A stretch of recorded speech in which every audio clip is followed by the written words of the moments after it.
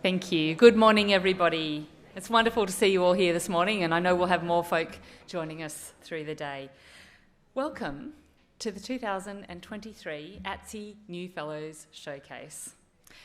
Before we start, I'd like to acknowledge that we are gathering today on Ngunnawal country, and I want to acknowledge the traditional owners here in Ngunnawal country, their elders past and present, and of course I acknowledge those Aboriginal and Torres Strait Islander people who join us in the room today.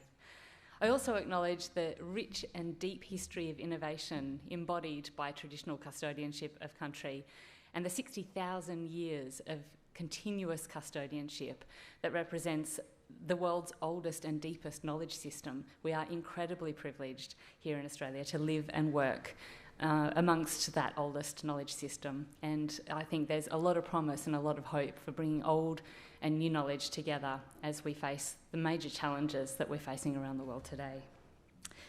The Australian Academy of Technological Sciences and Engineering, ATSE, is where leading applied scientists, technologists and engineers collaborate for a better Australia and a better world. Our Academy celebrates excellence in applied science, technology and engineering. We do this by appointing prestigious fellows like the people that you're going to hear from today. We also do this by awarding upcoming innovators like some of the people that you're going to hear about at our dinner tonight, and by equipping the next generation with the skills and the critical thinking capabilities that we need to build a better world today and tomorrow. We are a trusted and sought-after independent voice to decision makers, ensuring that evidence-based expert advice is given in a timely manner to the people who need it. We also have world-class STEM careers programs that are shaping the knowledge makers and innovators that we need for the next 10, 20, 30 years and beyond to tackle those urgent challenges that we're facing now and into the future. ATSE strives to help all Australians understand and use technology to solve complex problems. So my name is Kylie Walker. I'm the Chief Executive of ATSE, and it's my very great pleasure to lead a fabulous team and to work with fellows from all over Australia and the world. And it's my pleasure to be here with you this morning for this showcase through our symposium, Breaking Barriers, Realising Australia's Technological Advantage. But before we begin to hear from our new fellows, I first want to invite Mary Mudford to join me on the stage to welcome us to her country. Mary is a proud Ngunnawal woman and a traditional custodian of the ACT region. She's worked in government in the ACT and New South Wales, environment and land management for around 20 years, where she strengthens relationships and improves engagement and outcomes, both for traditional custodians and for the government. Mary. Thank you. Yorma. I really appreciate the opportunity to provide the welcome of country for you today. And just before I do that, I'd just like to acknowledge that the expansive knowledge that sits in this room, both from your perspective and from my perspective as a traditional custodian of Ngunnawal country.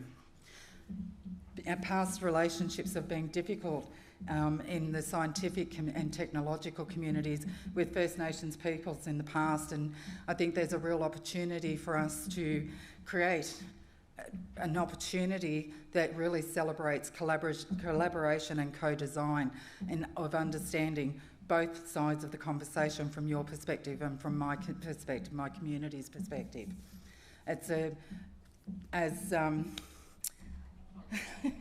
Kylie, sorry, as Kylie said in her opening comments, you know, it's an opportunity to really understand how we can work together to create change that is really going to create a future for our future generations, and for us as First Nations people, creating the stories and continuing the journey of learning for our young people is critically important, and being able to shape their future is critically important to me personally.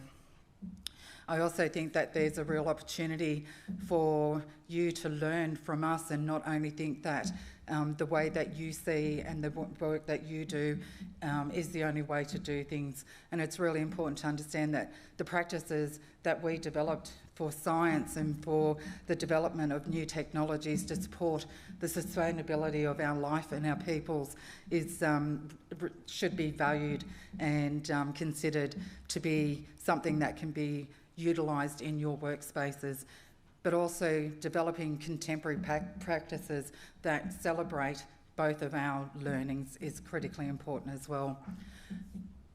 I would also like to actually perform a welcome country for you in our language.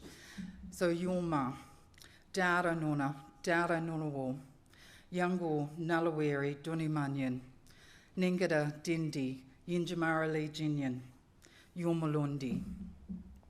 This welcome, hello first. Yuma, if you'd all like to just say Yuma for me. Yuma is our word for hello in Ngunnawal language, and you are very welcome to use that language throughout the day when you are greeting those here in the room. This is Ngunnawal country. Today we are gathered on Ngunnawal country. We pay respect to our male and female elders, and we pay respect to Ngunnawal country. Yulmalundi, welcome. Thank you.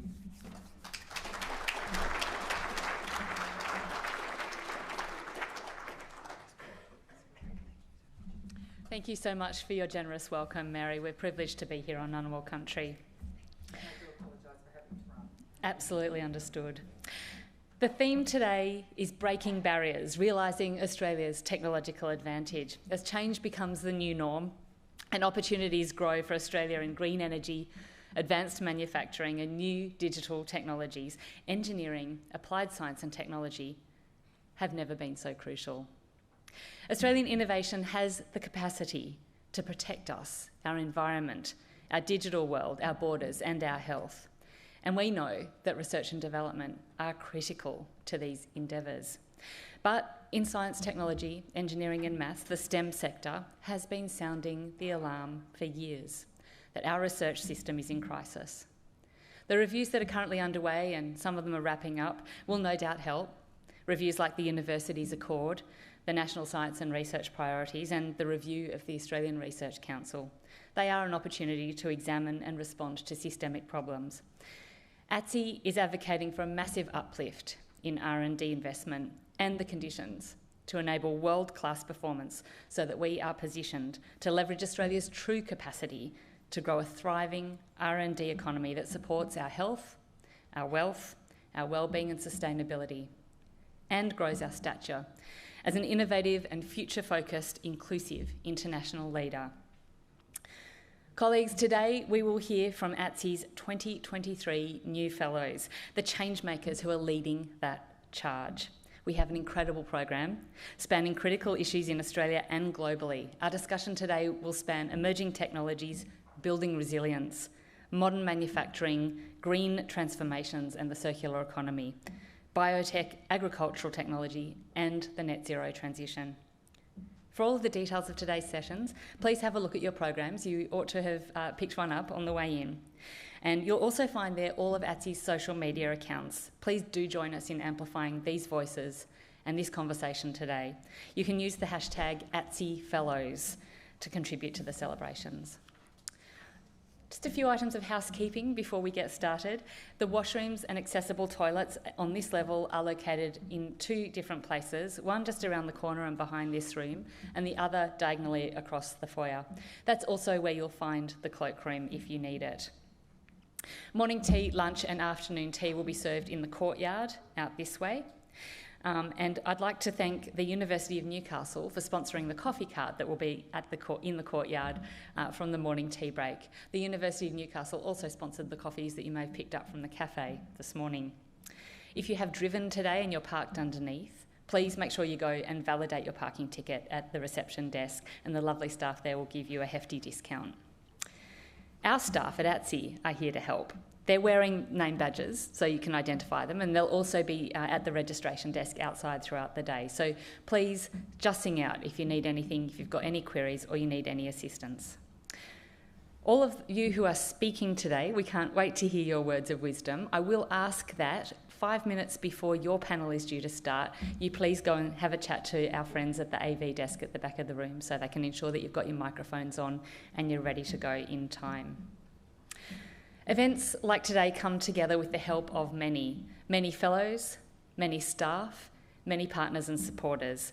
So I would like to thank those generous sponsors who've assisted us to make this happen. Sincere thanks to our platinum sponsor and valued partner, the Department of Industry, Science and Resources, and our platinum partner, CSIRO. Our silver sponsor, Grok Academy, is also sponsoring childcare. Thank you, Grok. Our bronze sponsor, ATSE, is also sponsoring the Aboriginal and Torres Strait Islander Scholarship Program. Our other Aboriginal and Torres Strait Islander scholarship sponsors are HCL Tech, QIMR Berghofer Medical Research Institute. Of course, I've mentioned the University of Newcastle sponsoring the coffee cart.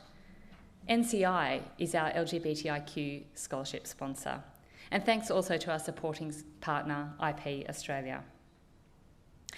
It's my pleasure now to introduce the President of the Academy. Dr. Catherine Woodthorpe, AO, is one of Australia's leaders in climate change and disaster response, and she's one of the most influential people in this nation in innovation. She's also a Fellow of the Australian Institute of Company Directors, and she's been a Fellow of ATSE since 2015. In 2017, she received the Order of Australia for her ongoing service to research and technology innovation. Dr. Woodthorpe is the 10th President of ATSE. Please join me in welcoming her.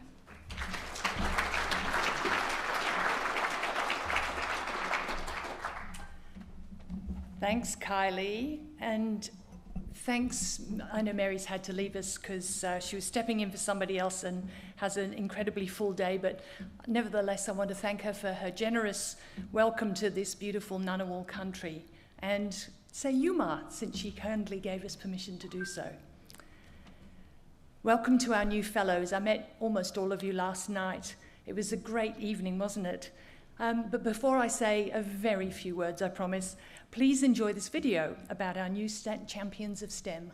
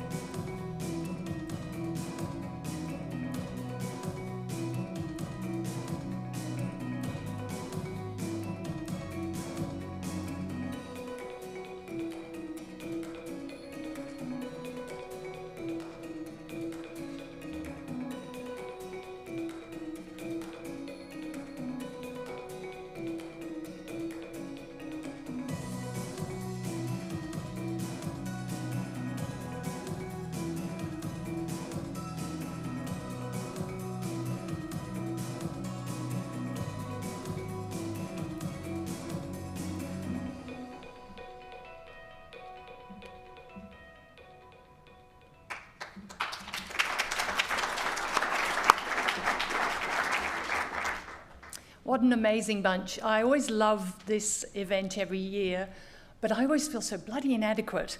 So we have these amazing new fellows, and we're delighted to host all of you today for this showcase, for these new fellows to, in panel sessions designed to address some of the key issues that are facing Australia today and how their expertise will be brought to address some of those issues.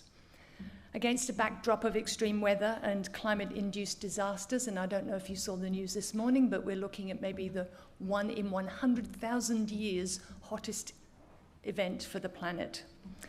So we have a big task ahead of us. The potential also of artificial intelligence to transform how we live, and a national conversation of how we recognise and listen to the world's first, Australia's first technologists and scientists. So ATSE's work is more critical than it has ever been. In this, my first year as president of ATSE, I've been delighted to see the impact of the Academy grow, with our almost 900 fellowship working in collaboration with our wonderful secretariat. Our provision of evidence-based advice is guiding decision-making at Australia's highest levels. But time is of the essence for Australia to capture what always in times of crisis is also a time of opportunity. We have to grow and take this opportunity to become one of the world's leading innovation nations. We need to rapidly decarbonise our economy, and we have the opportunity to become a global renewable energy powerhouse.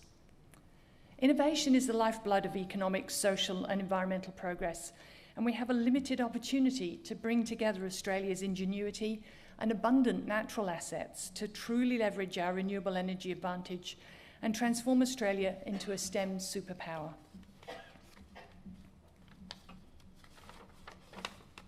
We have abundant critical mineral wealth, not just iron, but all of those critical minerals that we know are going to be so important for our future, and indeed the government has recently recognised in the last couple of days.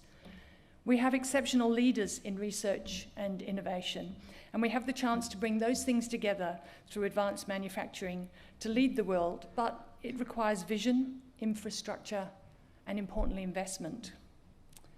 So today I look forward to a robust conversation about how to make the most of these technological advantages, and I'm sure it will be fascinating. So welcome again. Looking forward to hearing today's discussions. They're going to be great.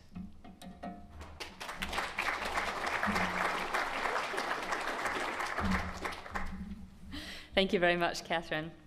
So we're starting today by diving right into the most difficult challenges. Our first panel is titled Decarbonise Everything, ratcheting up the net zero transition in the hardest to abate sectors. And it's my pleasure to introduce the moderator for this first panel. Tony Wood has been Director of the Grattan Institute's Energy Program since 2011. His professional experience spans more than a decade in leadership roles at Origin Energy. He's also advised governments across the Asia-Pacific on effective deployment of low-emission energy technology. As the Program Director of Clean Energy Projects at the Clinton Foundation, Tony has been a Fellow of ATSE since 2019. Please make him welcome.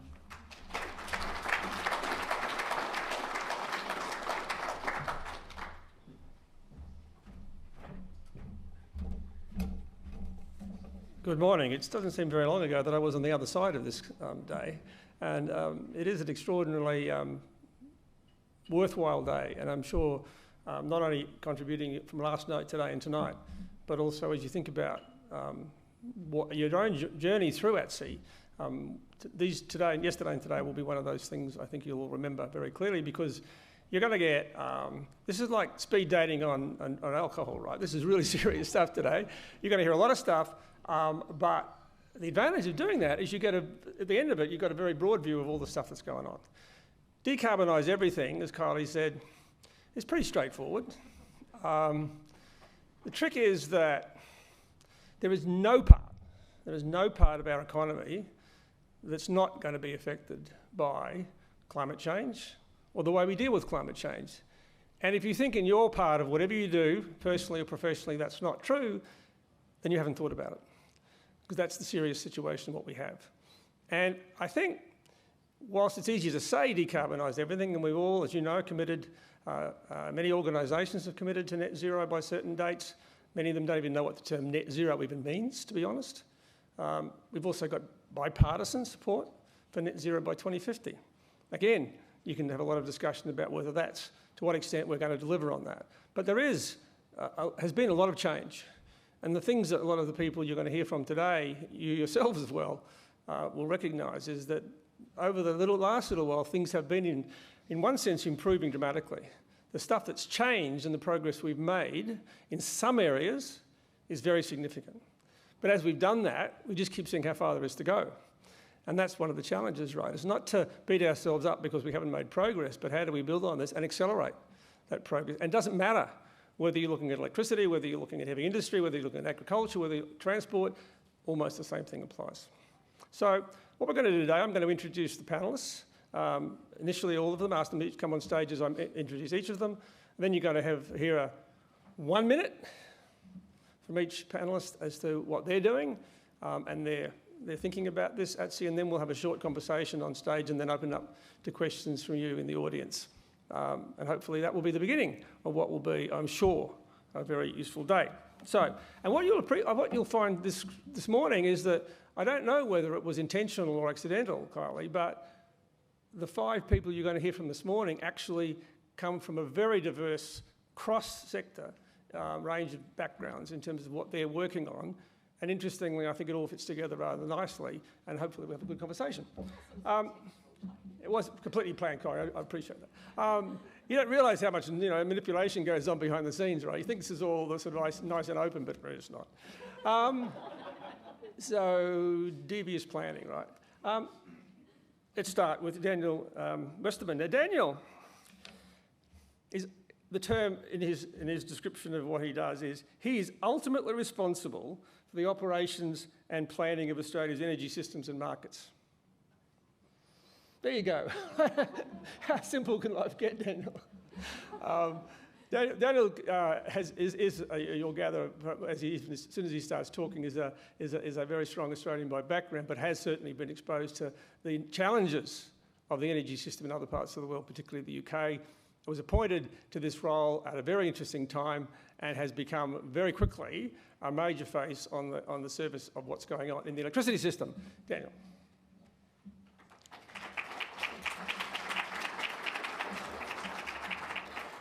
Next is Professor Zaiping Guo.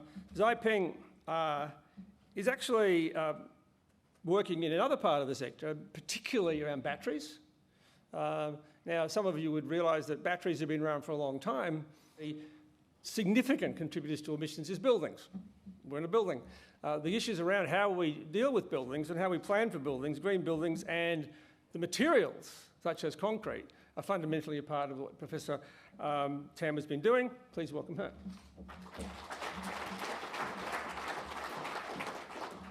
And finally, we have... I keep seeing the word Graham. Like, who is this person called Graham? Gus Nathan. Gus is the research director for a HILT CRC, and I'm on the board of that CRC, and there's very few people that I've come across who have the depth of knowledge about one particular area of this whole story, and that is the heavy to abate, hard to abate, heavy industry area. It's particularly important because the challenges there are really heavy industry, big investments, and long asset turnovers, which makes it a particularly hard thing. Please welcome Gus.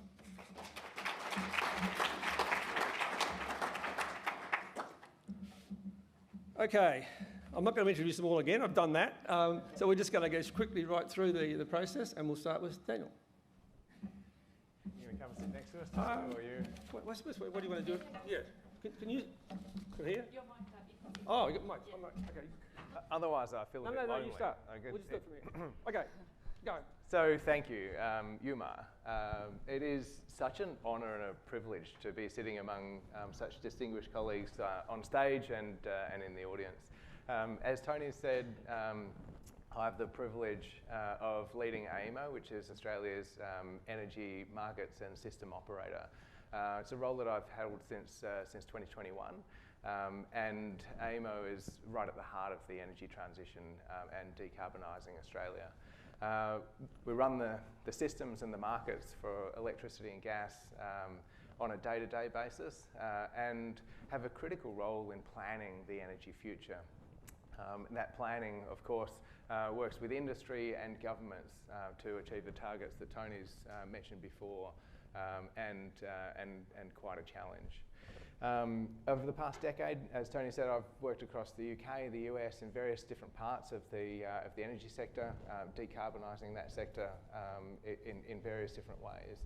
and throughout have been a really strong, passionate advocate of both technical excellence, engineering excellence, and the need for our best technical capabilities to solve what is, frankly, what I think is one of the world's most wicked problems, as well as the value of diversity and inclusion in creating organisations that can solve those tough problems. So that's why it's a real privilege to be part of the Academy. Thanks, Daniel.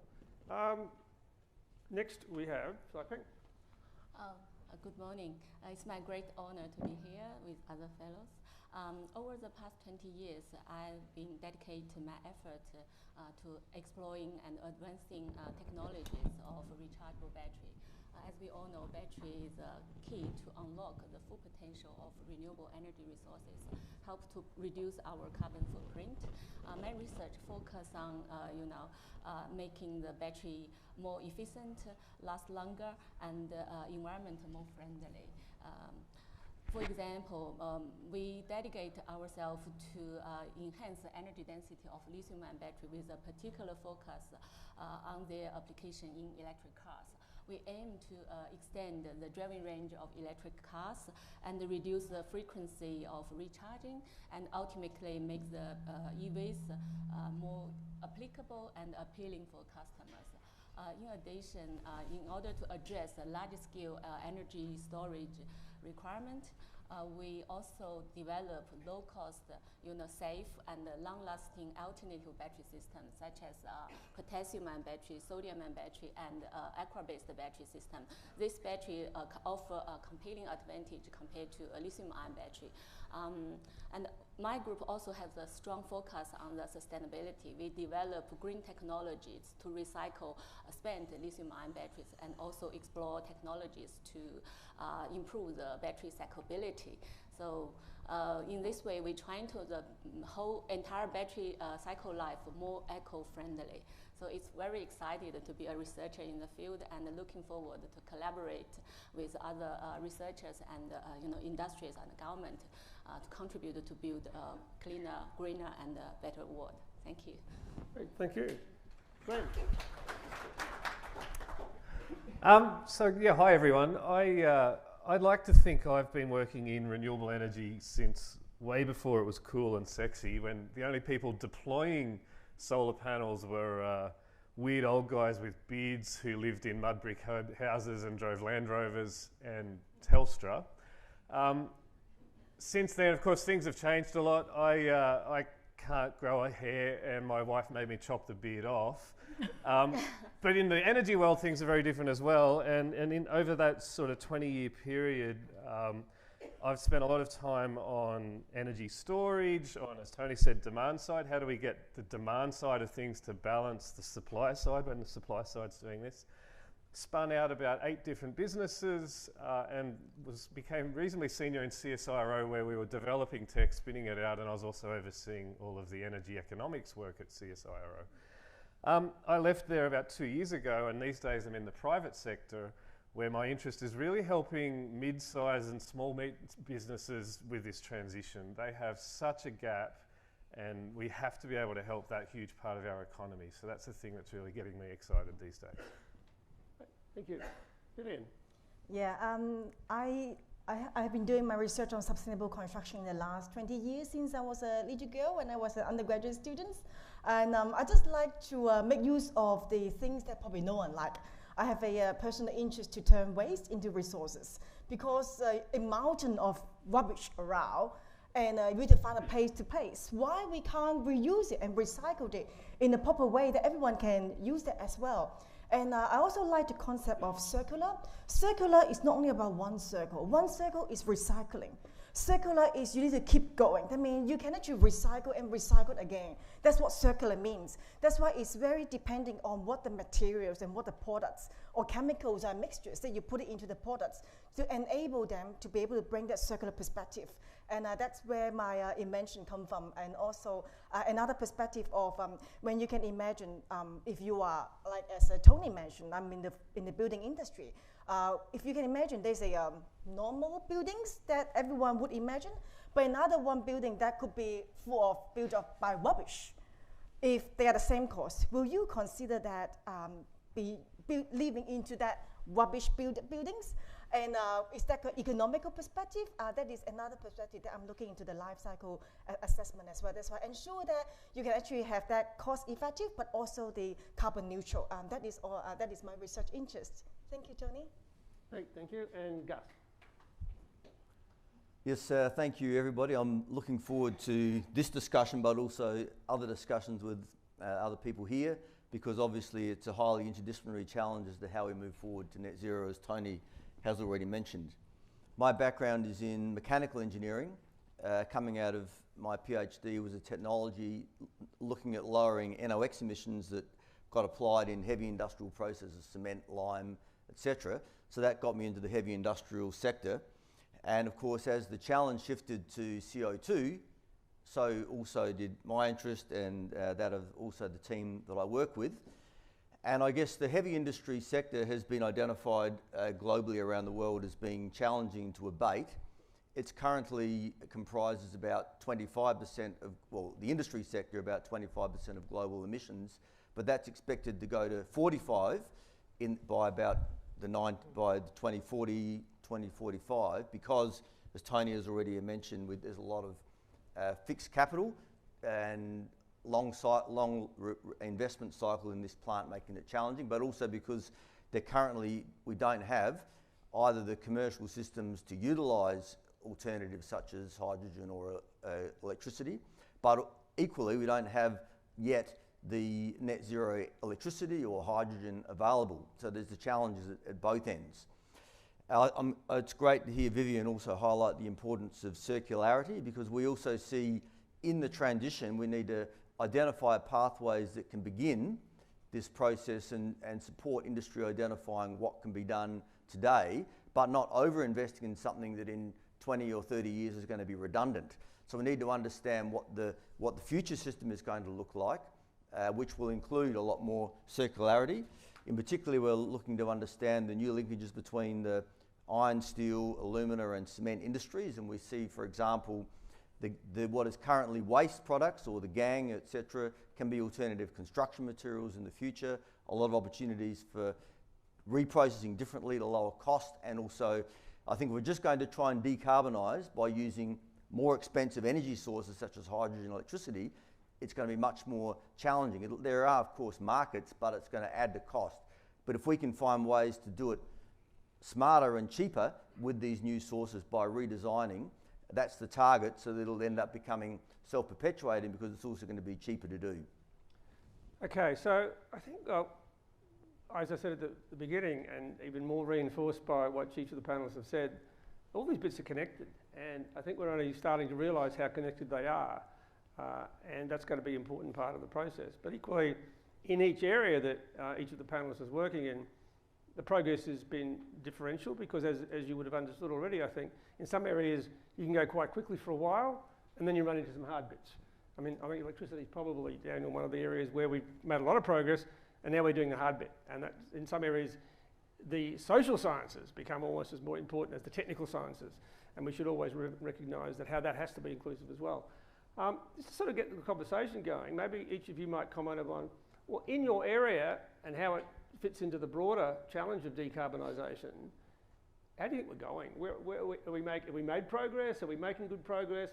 And how confident are you in terms of almost where we've got to go? So maybe start at the other end, and Gus, just from your perspective, how do you think we're going? We're not there yet, right? No, absolutely, we're not there yet, and absolutely it's a big challenge, but I think there also has been enormous progress. We host a forum, the High Temp Forum, which started in 2018, and at that stage there were no industry that had signed up, the heavy industry who'd signed up to net zero. In 2 years' time from that, already some companies have started to sign up, and now we've got pretty much all the major industries have now committed to reaching net zero and also investing significantly in that pathway. So the challenges are still there, but we've absolutely got commitment. We can also start to see the pathways. Companies are starting to invest, and also the governments are starting to put support structures to support that co-investment in place. So I think there's a lot of hope, but the challenge is still big. I think it's interesting, Gus, isn't it? Because I think it's true to say that not that many years ago, there was a feeling that industry was not at all enthusiastic about this task and tried to illustrate how difficult it was. Now we're finding, as you're finding specifically, that industry has almost gone the other way, and it's trying to encourage government to catch up with it and do the things that they need to be able to invest with that confidence. Glenn, you've been working in the other part for a long time now. How do you see the pace of change in the area you're working in? It makes me happy to see the pace of change, and I make a joke about how things have become sexy now that weren't for a long time, but that's all great, and I'm sure Daniel and others will talk about the electricity sector. The epiphany I've had in the last few years has been more towards the less optimistic side. I have deep concerns as to the pace of change. Two quick anecdotes on that. A few weeks ago, I gave a talk at the National Renewable Energy and Ag Conference. The attendees of that conference are farmers who love renewable energy. They're putting solar panels on their house, they're putting their own biodiesel in their ute. The vast majority of them were dead against anything to do with transmission or large-scale generation. If we can't get them on board, to your point about social, what hope have we got? Another anecdote, I've been doing some work with a company who makes amazing building products using timber as their input. For fuel, they use coal burnt in a 1950s era boiler. This is a reasonably large organisation. And they say to me, you guys are great. You're talking about, you guys as in myself and my colleagues, you're talking about all these fancy technologies. We're using a 1950s boiler for our process. Are you serious? Have you got any clue how we're going to transition? And I think this gap is something that we really need to look at. Things that we're not spending enough time on, the really near-term, deeply practical things that some of these companies can do that have to be commercial. Yeah. And buildings, once they're built, stay around for a long time, right? So the timescale, Gus mentioned the timescale for large investments in heavy industry manufacturing where the turnover is 10, 20 years. Buildings are multiple times, is that right? So how do you see progress in the sector where you're working? It's meant to be for a long time, definitely. And I think Glenn mentioned about the connections is missing between the industry and the government.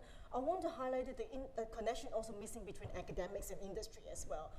One of the very important ATSE priority is to make technologically ready products. I want to say that academics has a lot of technologically ready products, but the thing is we don't know how, or we didn't have a channels to promote it to the industry, to commercial the products in the appropriate way. And I think that is something that we need to really put a lot of efforts in, because we have the product, but we cannot be able to sell it to the market, and industry cannot use it, and industry trying to really find another way to meet the target as well. I think that is something that can save a lot of resources by making use of the existing thing that we have done. Yeah, I guess it is important that people who design buildings and bridges and aeroplanes, that they don't fall apart or fall out of the sky, right? For some reason they think that's important.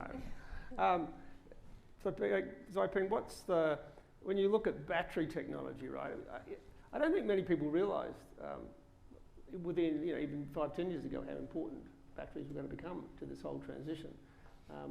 But all of us still think about the lithium-ion batteries that we put in our phones. The ones that I've got an electric car, and someone told me I need to stop parking my car in the garage for a couple of days because the manufacturer was worried that the batteries might overheat on charging. How do you see the progress in battery technology? And are we making progress towards what you think might be the destination, or do you think the destination changes as we find out more? We just find out more. Yeah, I think I agree. There's progress and challenge. In terms of battery research, I think we can see the lithium-ion battery has been widely used for electric cars, and also used for large-scale energy storage. But the performance of the battery is still not good enough. So that's why we need to further improve the performance, especially, for instance, for the automobile company. They need battery with a much higher energy density, right? Store more energy, so we can, when charge the car, after single charge, the car can drive much longer. But the current lithium-ion battery energy density around 250 watt-hour per kilogram, that's not enough. That's why we need to design and develop new electrode material, or further improve the current existing electrode materials to enhance the energy density.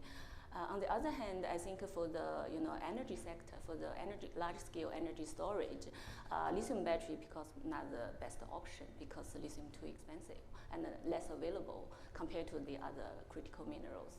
So I think the other alternative battery systems, as mentioned, sodium and aqua-based like zinc-ion battery could be the next generation batteries for large-scale, great-scale energy storage.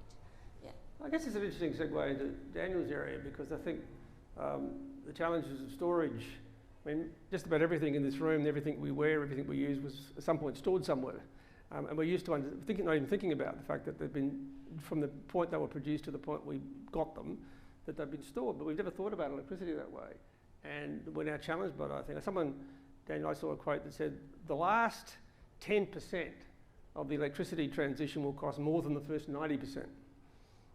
That sounds like a scary sort of thing, Daniel. I'm trying to say. But so how do you see, I mean, this is an area where we have made remarkable progress in reducing emissions in the electricity sector. But as we've done that, you realise that it doesn't get any easier from here. So how do you view the journey? Yeah, there might be some truth in that quote, you know. I think, well, the decarbonisation... This is Chatham House rules, remember? Okay. Yeah. The decarbonisation of the electricity sector is so important and obviously underpins the decarbonisation of transport and some parts of industry as well. And overall trajectory has been, as you say, pretty good actually.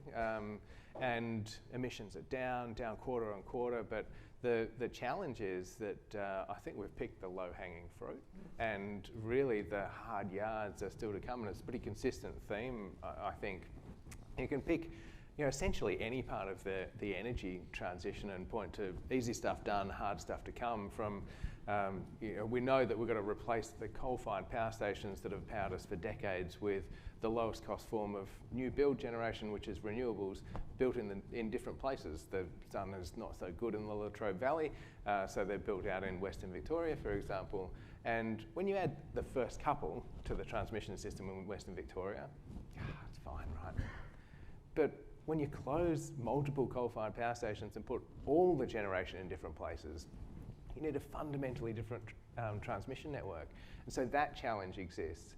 The challenge of, again, adding, for decades, our system has been stable because of these big rotating plant that just gives stability to the system, being replaced by inverter-based generation, so electronically created sinusoidal waves.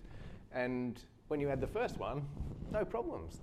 But you get up to these high penetrations, and Australia can sometimes be leading the world in the penetration of those inverter-based renewables. This is really hard stuff. No one's done it before, and it's going to take our best minds and our best teams to solve it. Yeah, someone asked me the other day, who should we compare ourselves with in terms of who's making all the progress? And I said, I think one of the challenges here is people are looking at us to see how we're doing this, because some of this stuff, given the very nature of our resources that Catherine mentioned before, our population and where we are in this large country, and how you string that together, we've got, I think in the NEM, the longest integrated power system in the world. That's not something you necessarily say, well, isn't that wonderful? What a hell of a challenge you've got, right? Coming back to ATSE, the final thing before we turn it over to the floor for questions I'd like to think about is, how do you see, I mean, ATSE is an extraordinary, I think it provides an extraordinary place for people to come together and talk about the common issues across these challenges that we're going to be discussing right throughout the day, but in addition to specifically what we're talking about in this first panel this morning.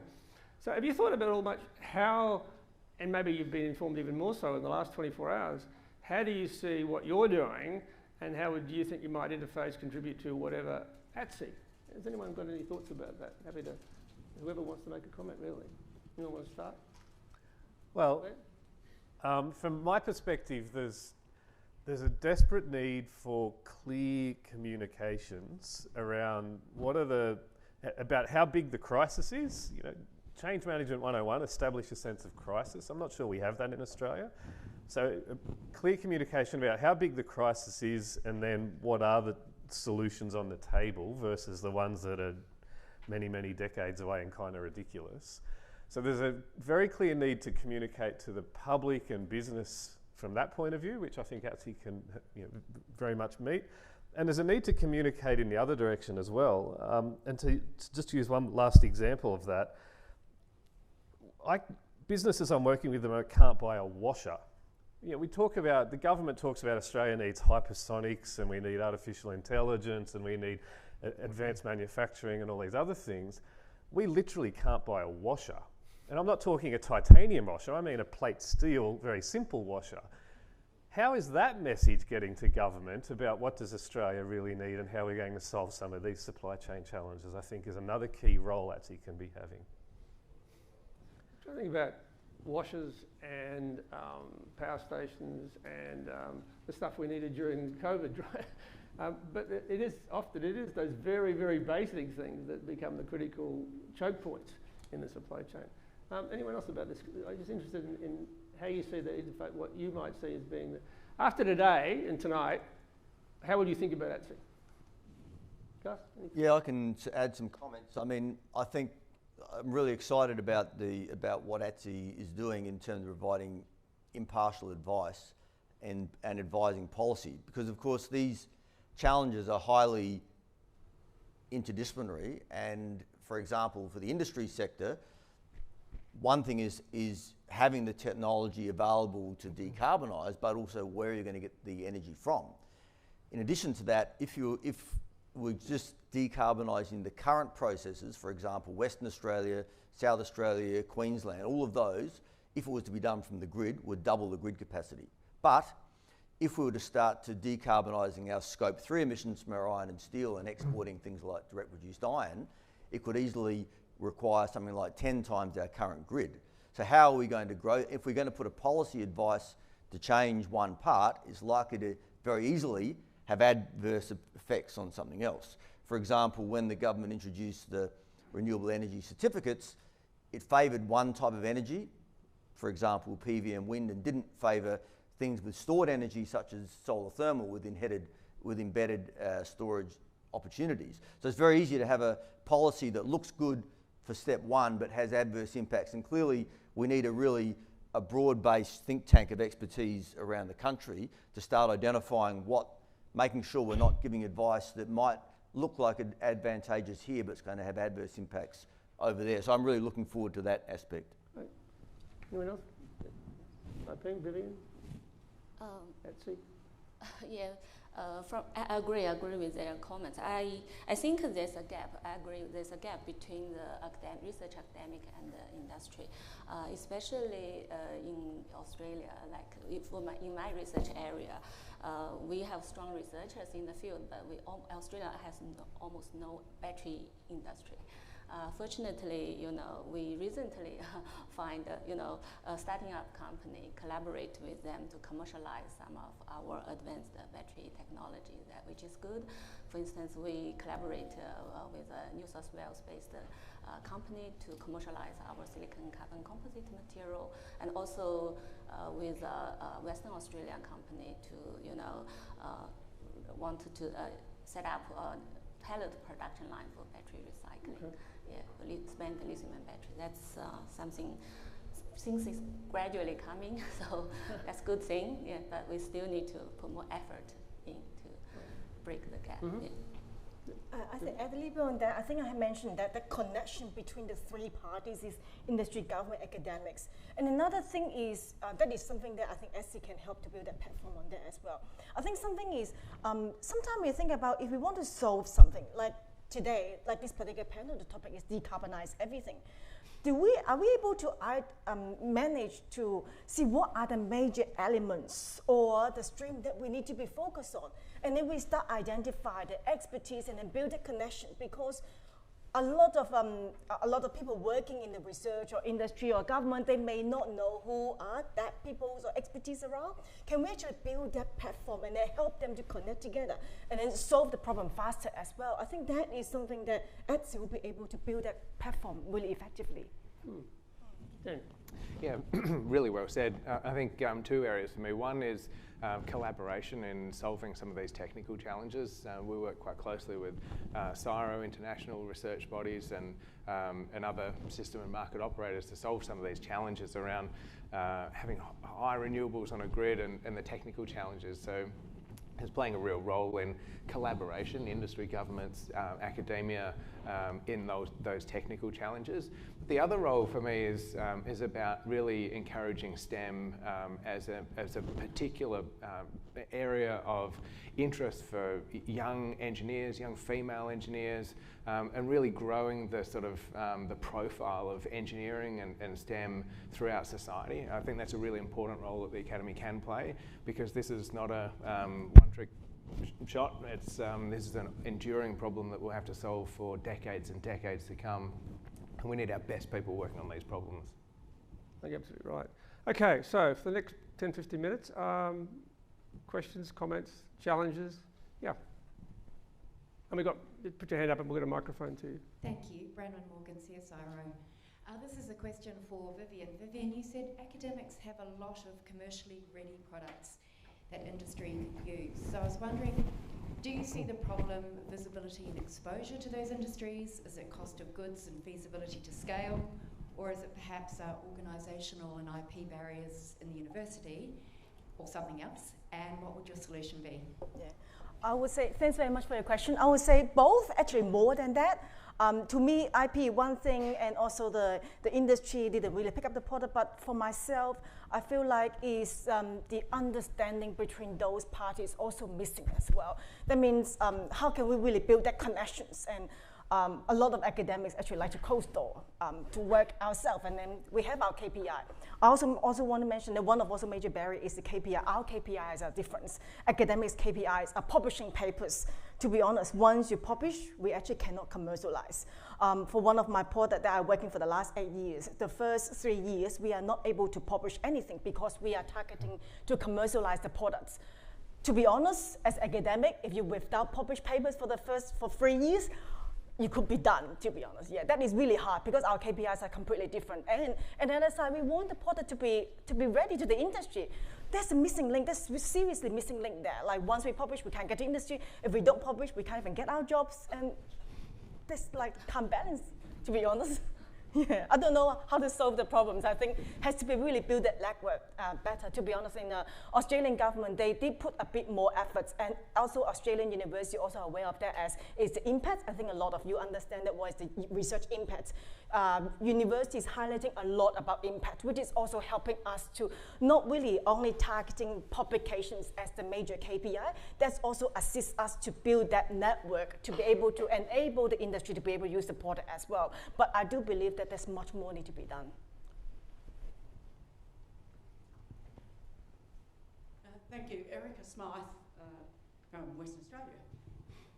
15 years ago, I was working with CRC. We had geopolymers from mining waste, very successful CRC in that aspect, but we got killed, in effect, by the inability to regulate the new building products to replace cement, and the barrier that the cement industry did not want to merge, to convert. Do you think we have to have a better strategy about the changing of regulation at a pace fast enough to enable a lot of what is being identified as doing, but hits the brick wall of regulation rather than policy? The policy might be there, but how do we do the regulation bit more, particularly Professor Tam, the work you're doing, the work in heavy industry? Do we want to start with that? That's a really interesting question, I think. I'd like to start with that. Well, I don't have an answer, and I might not be the obvious guy to respond to that question, but the reason I'm speaking is because in preparing for this, one of the questions we were asked was, what's something that keeps you up at night? And one of the things that I had in my answer to that was, I'm not sure that a deregulated, completely liberal democracy approach to this challenge is going to be able to move fast enough, to put it simply. We have the first nomination for the next President of Australia, I think. Daniel, given that you are right in the middle of all this, the challenges between policy and regulation and physically doing it. Yeah, and the question was, is regulation moving fast enough? And the answer is no. Oh, it's okay. And we see this. that's the challenge. I find myself working very closely with governments on policy ambitions, which many of which are public and in place. Good, solid policy ambitions, but I mean, as was just said, the regulatory regime in which the system operates was created 25 years ago for a time that was completely different, and we need to be faster in evolving all of that.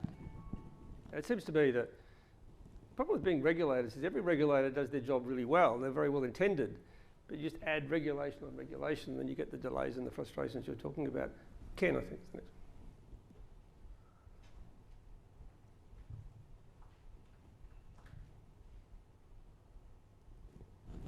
Ken Baldwin from ANU. I'd like to just pick up on a point that Tony raised about the input of other disciplines to the issue of decarbonising our energy sector. And I think you're talking to the converted here. ATSE is an organisation of scientists and technologists and engineers. We kind of know the areas that we need to work on. But going forward, there are lots of other issues. The social licence for transmission lines, rolling out EV charging stations.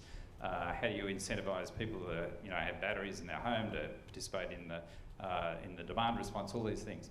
And I've got a keen interest in this because I'm taking on a role for ATSE as chair of the Australian Energy Transition Research Plan, which is run by ACOLA, the Council of Learned Academies. So my question is to the panel, if you had to choose one critical problem that one of the other academies could solve, human, social, sciences or other, what would it be to help smooth the pathway for the energy transition?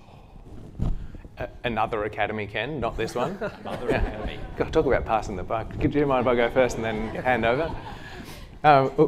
One of the biggest challenges in the energy transition is that it's not just one way anymore, it's two way, you know it well.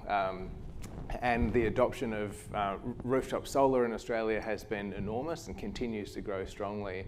But the big challenge that we see is that if it's not active, so if there aren't these things called virtual power plants and dynamic devices that actually manage power demand at the consumer end, we're going to have to build way, way, way more on the upstream, the big infrastructure, and it's going to be more expensive for everyone. Is it okay if I do a small experiment? Put your hand up if you'd allow your electricity retailer to control some of your devices in your home. That's pretty impressive. All right, well, when I did that poll with my staff, it was pretty much zero. And so it's breaking, it's breaking down the social license for activation of consumer devices at the home, which I think will just make the energy transition less expensive and enable it. You'd ask me the question of, would I allow my energy company to take the electricity out of my car? You would have a different answer. Anyone else want to comment on that issue? Yeah. Gus? Yeah, I can add a couple of comments. So I think I would say there isn't one, right? There's lots of challenges here and we've got to work on them together. And I guess picking up on the other question around policy and regulation and also the technology, I think if we're going to if each company is going to try and do it alone and each sector is going to try and do it alone and we're going to do it the way we've done it before, clearly the challenge is too big and it's going to take too long. So we really need a step change in the way that we operate, and I think that also needs to be done by global collaboration and global partnerships.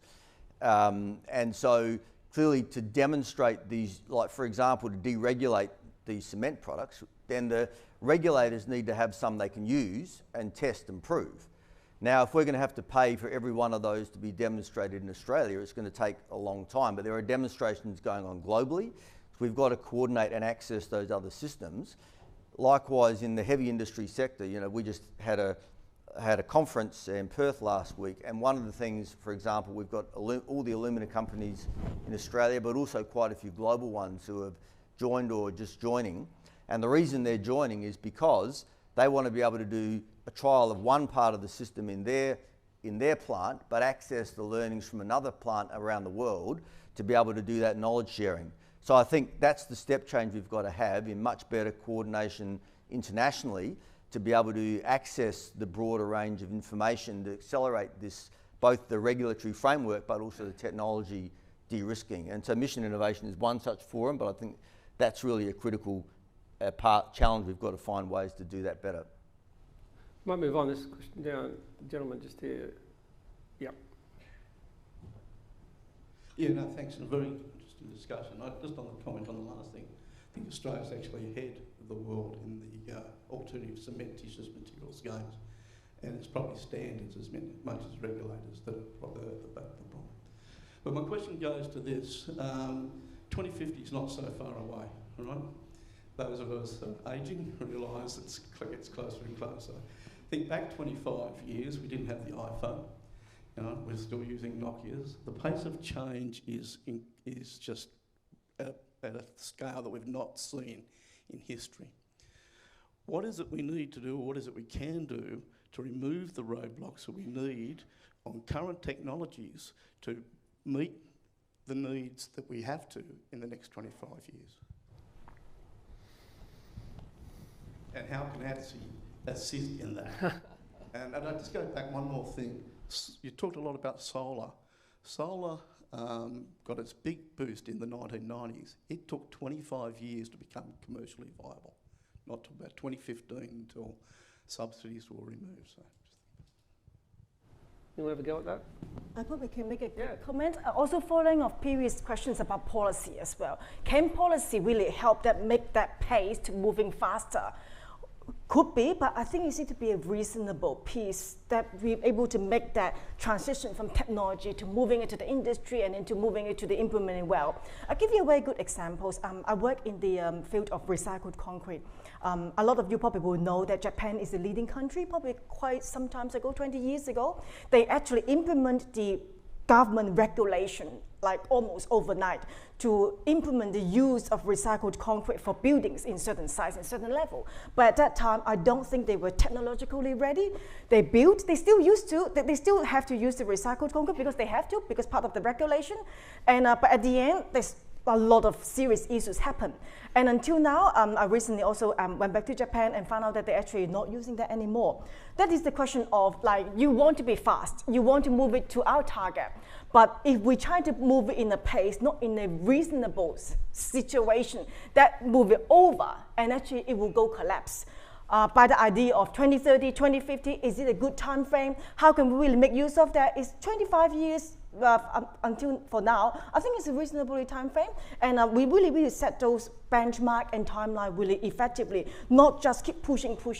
Otherwise, I feel like that it might not be a good outcome at the end. Yeah. It might be a good one for the conversation over coffee, I suspect. And the lady just behind here, I think this might even have to be the last one of the formal questions. Anyone else who's got questions, attack during coffee. Thank you. Sue Kay from Robotics Australia, and this is a question for Gus. And I'm curious as to how much you see with industry plans for decarbonisation, whether there is consideration of automation at the same time. Because just as you were saying that policies can inadvertently lead to maybe not optimum outcomes. I guess my observation is that sometimes when people are thinking about decarbonisation without also considering automation, you can block the path. And same, in the reverse, when you consider automation without decarbonisation. And so, although I sympathise that we can't afford washers and bolts, I do think there is, an argument for more investment in AI to help us make sure we can achieve our decarbonisation targets. And I'd be very interested to know whether you're seeing that or not. No, absolutely, a great question, and obviously AI and also more use of automation is a critical part of the transition. I think, for example, we need to find the ways to integrate AI with the established complex systems and modelling, such as numerical modelling of because for example, the reactors of the future are going to be different from the reactors of today. So we need to integrate with AI, you need big data. So we also need to integrate that with next generation measurement methods to look in situ to get the data that's needed for the AI models. Automation is certainly part of the future and increasing, so digital twins are part of that as well. So yeah, all of these tools, that will certainly be one very important element, but it's not going to be only AI, it's going to be AI to augment the current tools that have been also developed over the last 30, 50, 100 years. Okay, we might call that quits. We've now decided exactly how we are going to decarbonise everything. The rest of you can go home. Leave it to your day. Thank you again for your questions. There may be more to be discussed over coffee, I'm sure, but please join me in thanking the panellists and the new ATSE Fellows.